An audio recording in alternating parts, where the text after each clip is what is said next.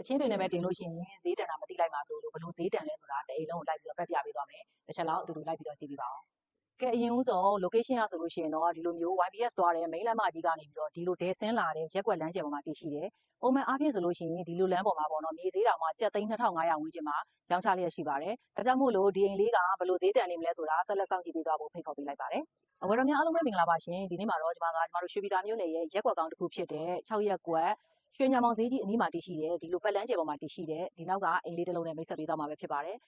ကဲဒါကတော့အိမ်ရှိလမ်းလေးရဲ့မျက်နှာစာပေါ့နော်ဒီမှာဆိုရင်လမ်းပခုံးသားကကျယ်ဝန်းပြီးတော့ရေမြောင်းနေတဲ့အပြီးလှုပ်ထားပြီးသားဖြစ်ပါတယ်အိမ်ရှိမှာကားရက်မယ်ဆိုလို့ရှိရင်တော့ကား2စီးခန့်ရန်နာနိုင်မှာဖြစ်ပါတယ်ဒီမှာဆိုလို့ရှိရင်ဒါရေမြောင်းနေလဲအမြင်ကြီးလှုပ်ထားပြီးတော့ခြံတကားကိုလည်းဒီလိုနှစ်ပေါက်ထားပေးထားတယ်ပေါ့နော်ကားဝင်ထွက်လို့ရမယ်လူဝင်ထွက်လို့ရမယ်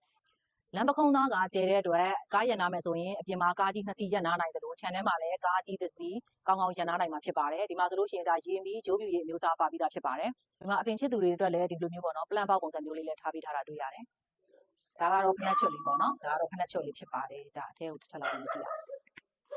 သူကတစ်ထပ်တိုက်လေးကိုမှထပ်ကိုးလေးနဲ့ပေါ့နော်ပေ20 60မြေပေါ်မှာ260ခရံမြေနဲ့ဆောက်ထားတာဖြစ်တယ်တစ်ထပ်တိုက်လေးကိုမှဒီမှာထပ်ကိုးလေးပါမယ်ပေါ့နော်အခန်းဖွဲ့ရဆိုလို့ရှိရင်တော့အောက်ထပ်မှာတစ်ခန်းအပေါ်ထပ်မှာတစ်ခန်းပါမယ်ဒါဆိုလို့ရှိရင်တော့ဒါပရင်းပေါက်ဆိုလို့ရှိရင်လည်းဒီမှာအမြင်ကြီးပဲပေါ့နော်ထားပေးထားတယ်လေဝင်လေထွက်ကောင်းပရင်းပေါက်အမြင်နဲ့မှန်ကြီးလေးနဲ့လုပ်ပေးထားတယ်ဒါကတော့ဒါကျမတို့ဒါဖျားကန်းပေါ့နော်ဖျားကန်းသုံးလို့ရတဲ့နေရာလေးဖြစ်ပါတယ်အေကန်းလည်းကျယ်တယ်ပေါ့နော်မှာတော့ဒီမှာအခန်းကျယ်တစ်ခန်းပါမယ်ပေါ့နော်ဒီအခန်းလေးကကျယ်တယ်သူကလေဒီမှာရှောက်လန်းကြဲကြဲလေးနဲ့ဒီမှာဆိုလို့ရှိရင် dining table set ထားလို့ရတယ်ပေါ့နော်ထမင်းစားကန်းလေးလုပ်လို့ရတဲ့နေရာရှိတယ်ဒီဘက်ကကျတော့ဒါမီးဖိုကန်းနဲ့ရေချိုးကန်းအိမ်သားလေးဖြစ်ပါတယ်ကန်ဆိုလို့ရှိရင်လည်းကျွေးကင်းကျွေးကတ်ထားပြီးသားပေါ့နော်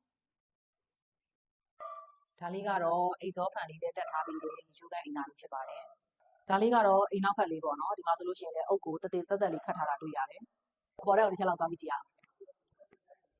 အပေါ်တက်ရဲ့အိမ်ခန်းဖွဲ့လေးတစ်ခန်းပေါ့နော်ဒါကတော့ထက်ခိုးကအိမ်ခန်းလေးပဲဖြစ်ပါတယ်